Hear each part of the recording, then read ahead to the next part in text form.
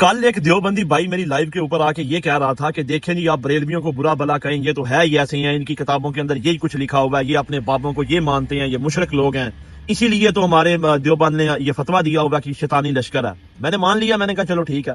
پھر میں نے ان کی کتابیں کھولی، یہ ہے جی آپ کی کرتوتیں۔ کتاب کا کیا نام ہے؟ ارواح ثلاثہ۔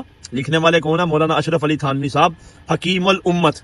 کس کے لیے لکھ رہے ہیں؟ قاسم نانوتوی صاحب کے لیے، کہ ان کے مرنے کے 6 سال کے بعد ان کے 2 مولویوں کی آپس میں لڑائی ہو گئی مدرسے کے اندر، کوئی تو میں ہو گئی کسی بات کے اوپر، اور قاسم نانوتوی صاحب قبر سے نکلے، دونوں کی آپس میں صلح کروائی اور دوبارہ واپس قبر میں چلے گئے فزیکلی طور پہ۔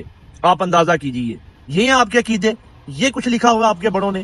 اور اگر آپ کا بھی یہ عقیدہ ہے نا تو میرے بھائی پھر آپ بھی اسی کیٹاگری میں فال کرتے ہیں جو کیٹاگری میں وہ ہیں۔